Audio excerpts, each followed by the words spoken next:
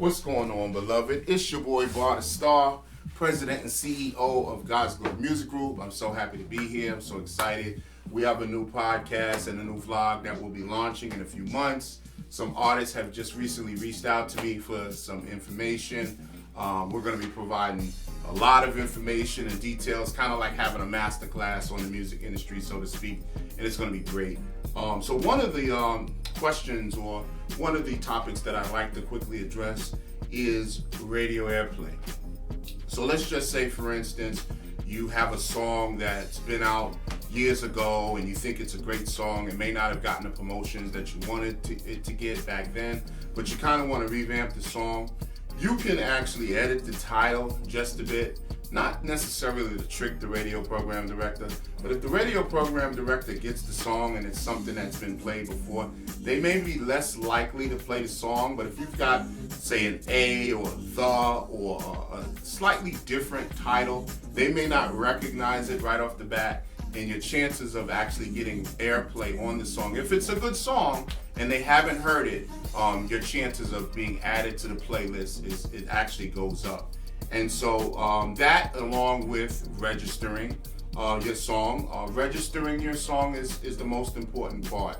An artist's responsibility, of course, is to register the song. So if you change the title or edit the title, all you would do is reach out to the Library of Congress and let them know. Doesn't have anything to do with revenue, but you just want to make sure that all your duckies are in a row. You also want to make sure that you register with Sound Exchange. If you don't have a publishing admin, you also want to make sure that your song is registered with Song Trust so that you can get all the money that you deserve. So for your publishing, whether you're ASCAP or whether you're BMI in the US, you also want to make sure as an artist that you register your song in whatever splits, whatever the producer gets or whatever the manager gets or whatever the record label gets. You want to enter that information accordingly, because the record producer, the manager, as well as the record label is also going to register the song. Now, if it just so happens that you don't have an account yet, you don't have what they call an IPI number, then the record label, and this is common practice, the record label or the manager or agent, who is the admin for the project, will register the song. So it's his job to make sure that when all the revenue comes in, that all the artists get paid what they deserve according to the splits. Now, ASCAP is also going to do their research, and if you register your song and you've got the label registering the song, the same song, then they're going to see if the splits are different. If they're the same, then that's called no conflict.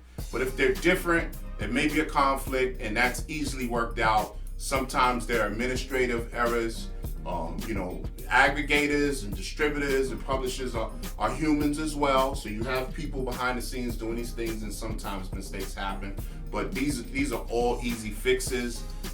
They go back a few years, so even if you don't have an account, then you're not going to lose any money as long as you don't wait like 3, 4, 5 years. So don't panic.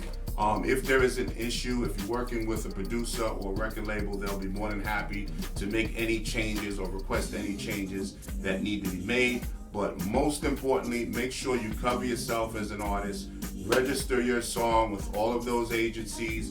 Make sure that you're very diligent, and make sure that you have the integrity to understand that, of course, you're not going to earn money right away. It is going to take some time, because there's always a lag between, say, Radio Airplay or sales and the reports that come in reporting any consumption or any spins that you've received.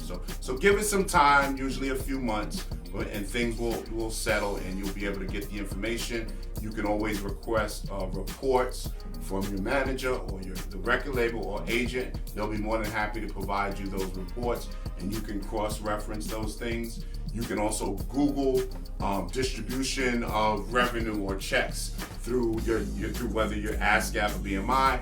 They'll tell you exactly when the checks will be going out for whatever specific period it is. And if you don't get any money from the record label or anyone, 9 times out of 10 there was no money that was made in that time frame.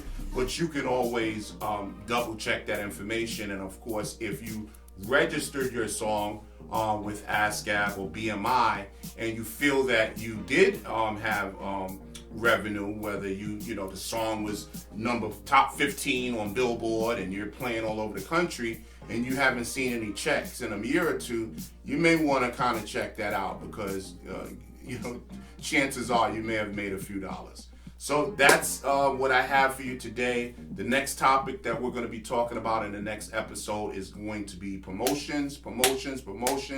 And when I say promotions, I'm talking social media.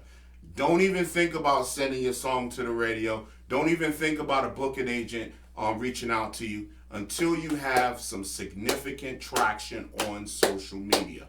So that's the next topic we'll be talking about, and then we'll go into PR and public relations and all of that good stuff. So thank you for listening.